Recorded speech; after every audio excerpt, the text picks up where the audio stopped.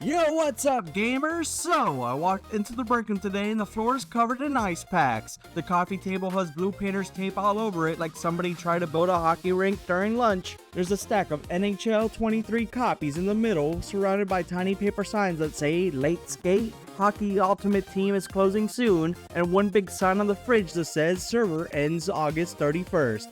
That's when I see Gary from IT pushing a mop across the floor like it's a budget Zamboni. Oven mitts on his hands, bike helmet on his head, taking turns way too seriously near the microwave.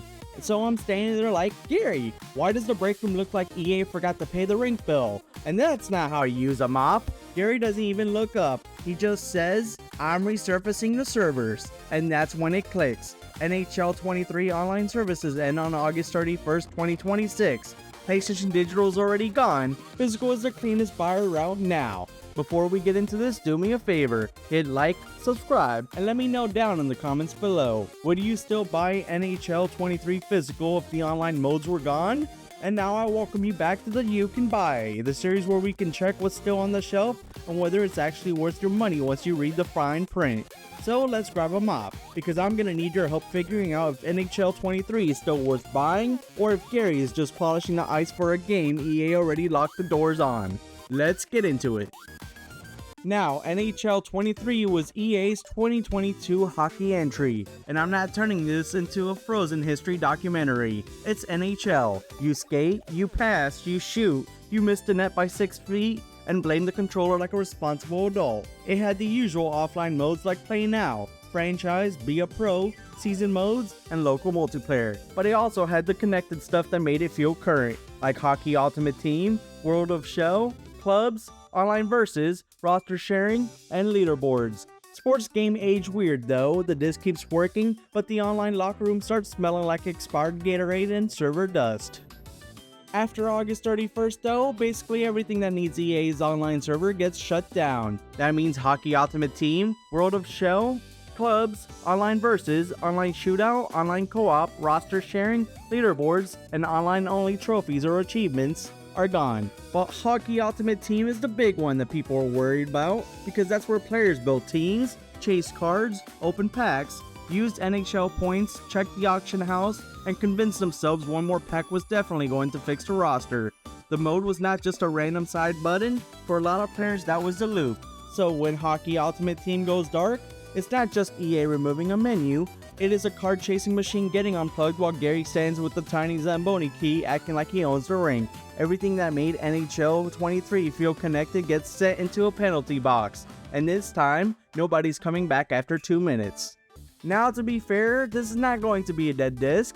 It is a disconnected rink. You should still have Play Now, Offline Franchise, Be a Pro Offline, Season Mode, Tournaments, Local Multiplayer, Practice, Training, and any rosters already saved locally. So if you just want couch hockey, or you want to run an offline franchise without some online menace turning your goalie into a traffic cone, there's still a playable game here. The hockey still works, but the locker room Wi-Fi just got checked through the glass. And this is where the buyer advice gets simple. Physical copies are still cheap. Looking at current listings, used copies are mostly sitting around $5 to $12, and the funny part is, even some copies are not that much higher. New PS5 and Xbox Series X copies are often sitting around $10 too, so it's not some wild shutdown panic market yet. This is still a bargain bin hockey with the server timer taped to the glass, whether it's new or used copies. Now the PS4 listings are different because they creep closer to $20, and sealed copies can go higher depending on the seller. Because apparently somebody thinks shrink wrap turns a yearly sports game into a sacred hockey relic. But the rule is very simple for this. If you find NHL 23 for $5 to $10, used or new, and you only want offline hockey, that is a fine pickup. 10 to 15 is still reasonable if you want that version, but if someone is charging $25 because the servers are ending, just skate away. Do not let somebody sell you bargain bin hockey like it belongs behind museum glass next to a signed Zamboni key, because I wouldn't even do it.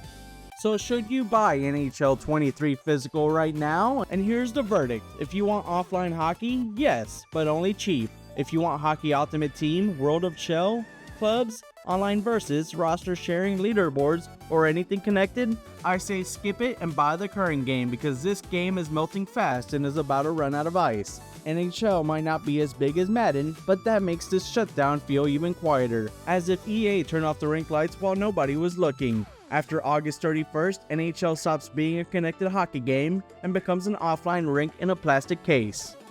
Well, that's all I got.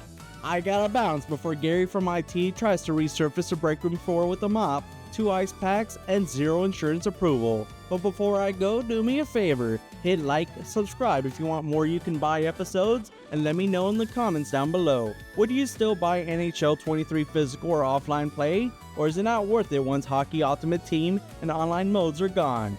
This is Scruffy the Janitor signing off. Peace out.